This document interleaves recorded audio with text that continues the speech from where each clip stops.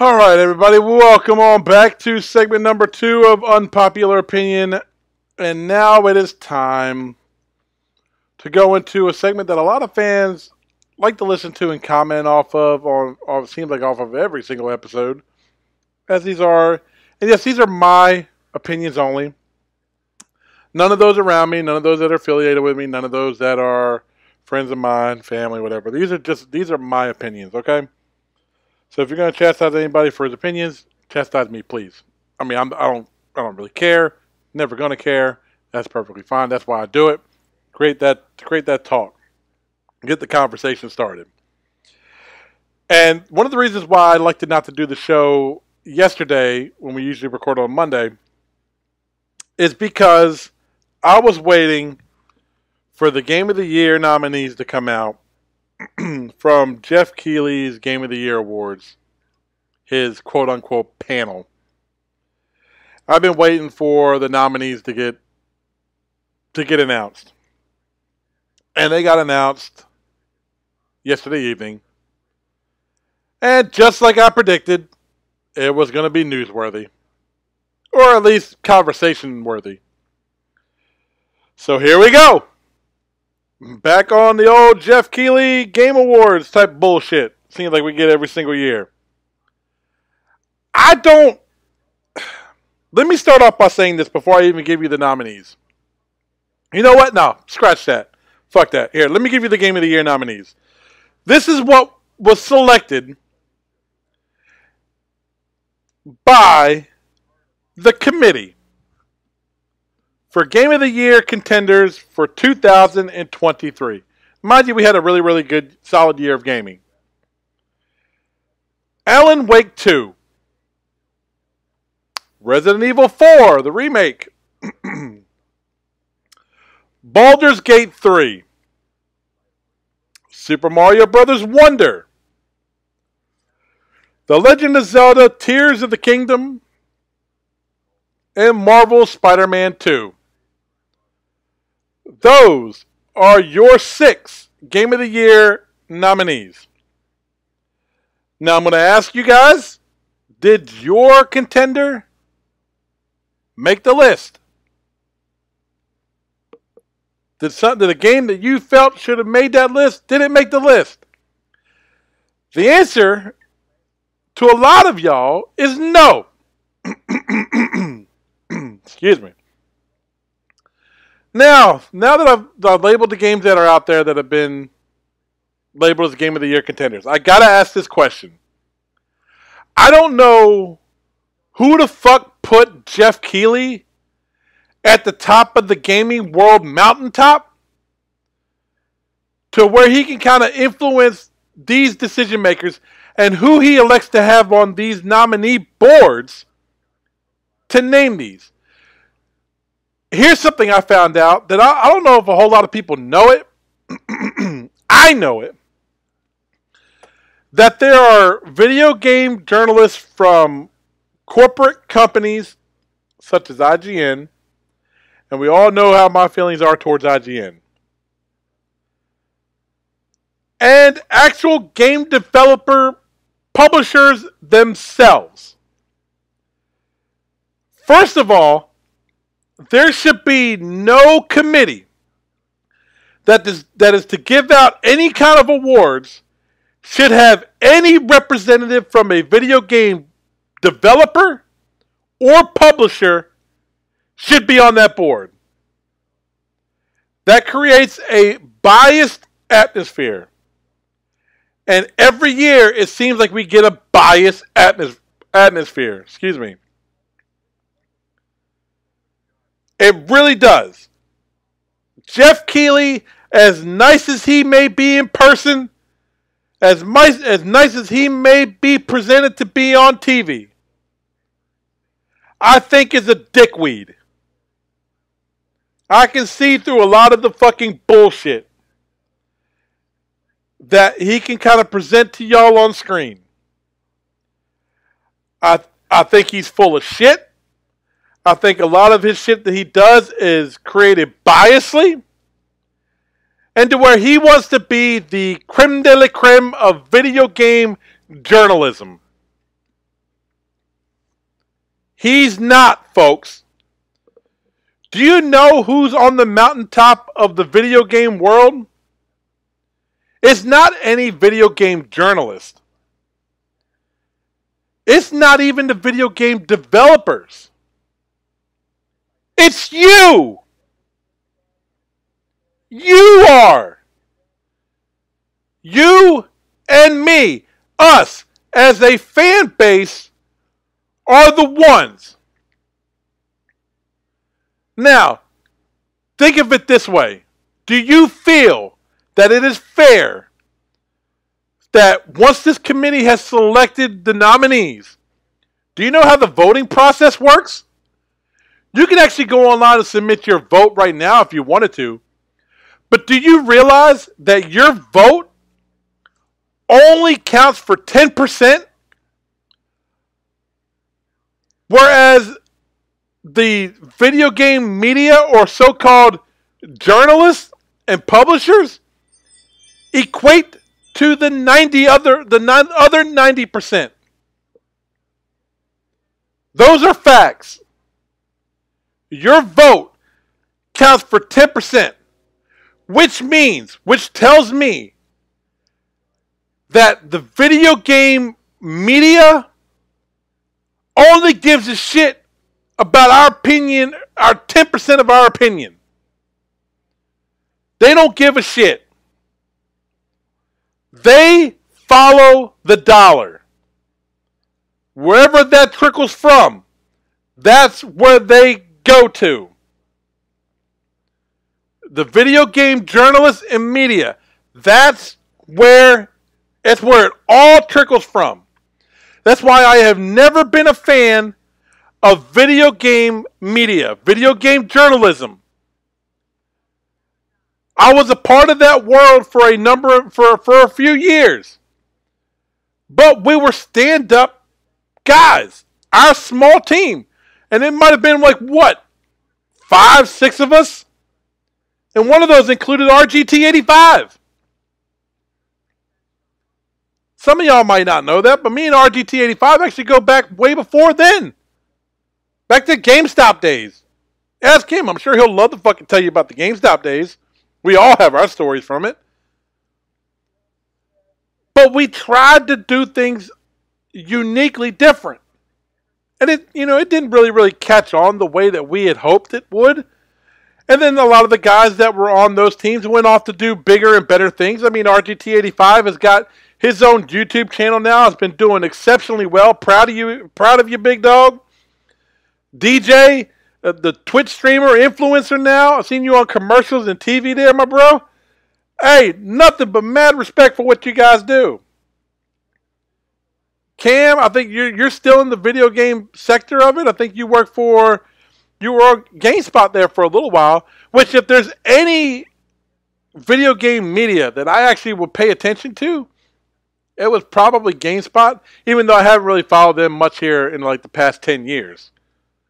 Just to be honest, I get more of the truth, it seems, from watching y'all, the fans, and their YouTube experiences and their Twitch streams.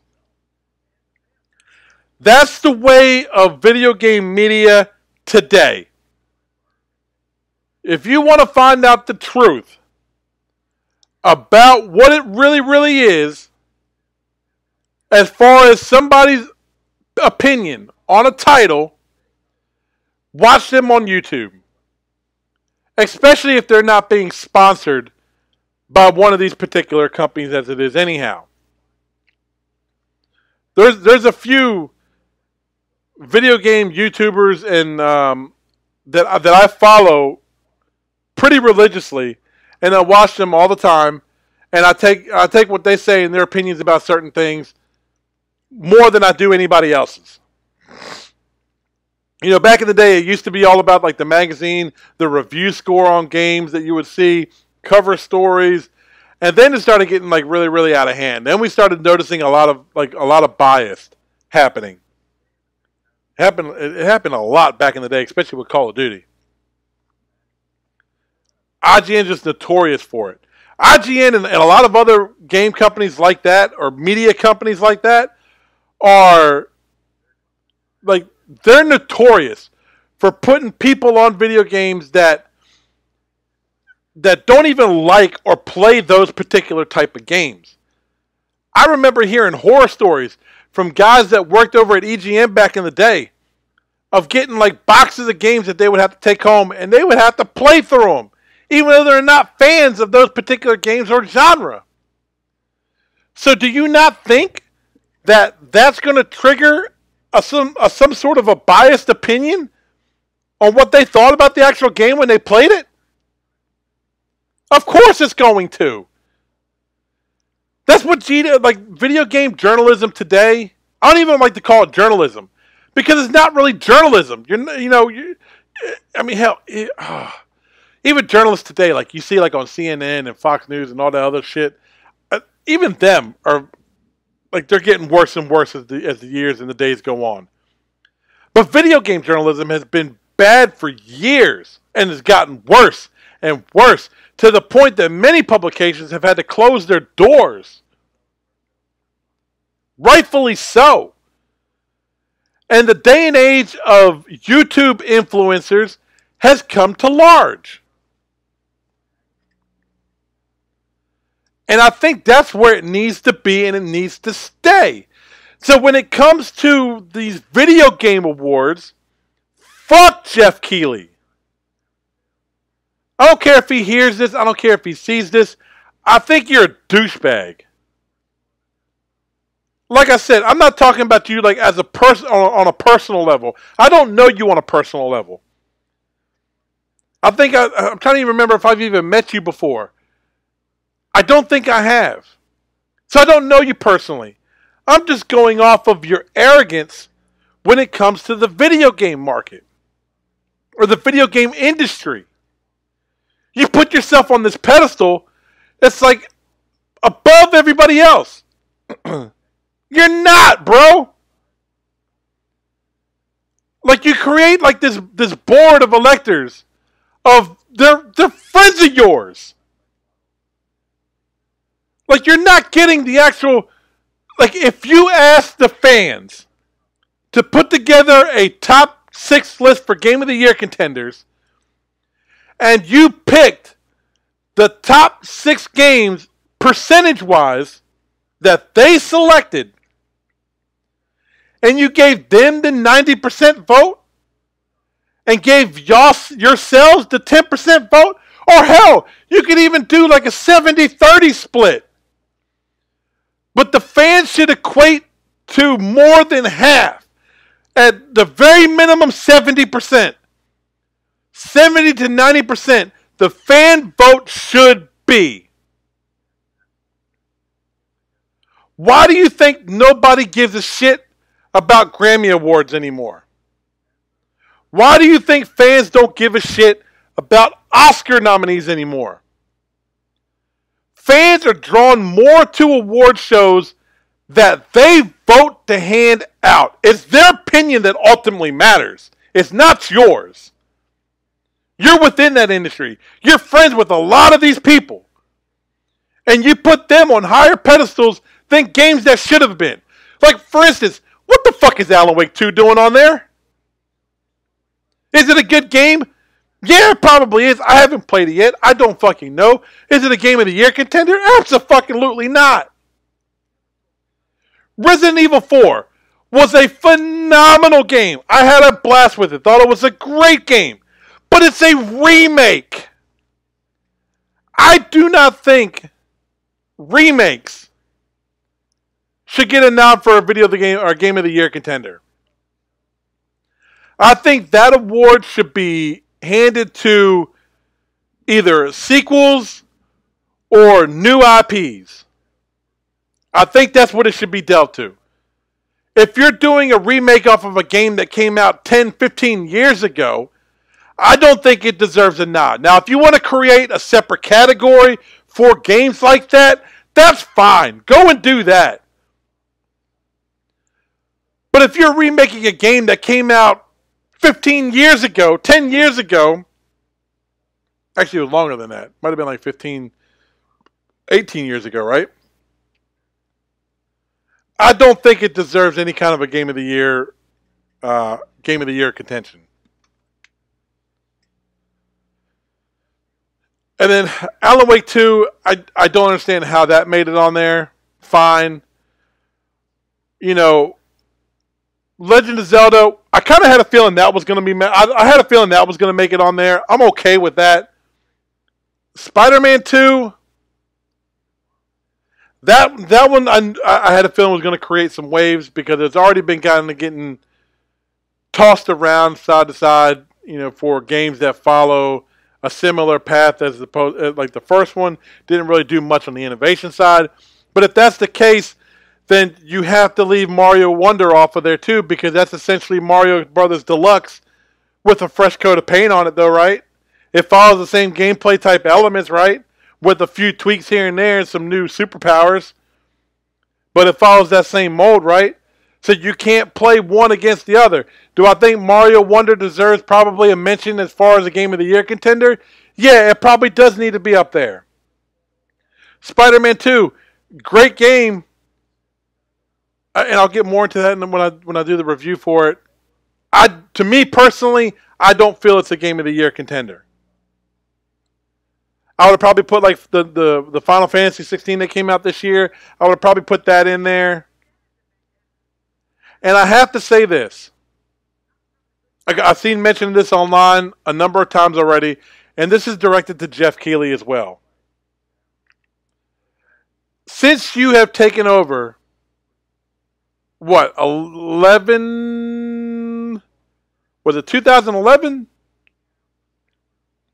Either 2011 or it was 11 years ago. One or the other. It was one or the other. Since he's been in charge, there has never been a Game of the Year contender out of Microsoft's camp. None. Zero.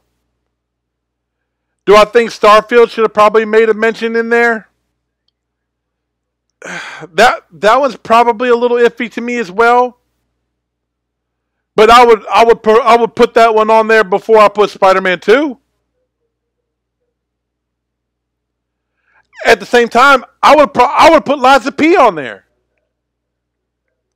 Lies of P to me, I thought was a game probably worthy. I thought it was, to me personally, I thought Lies of P was going to be like one of those sleeper titles that was going to sneak into the Game of the Year contender.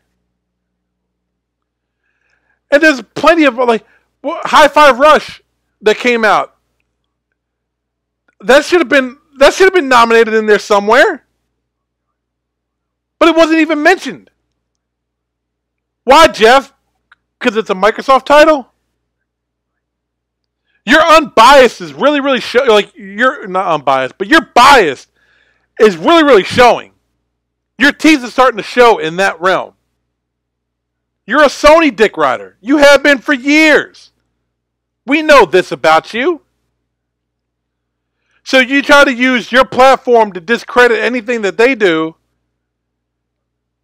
That's what I hate about this whole thing.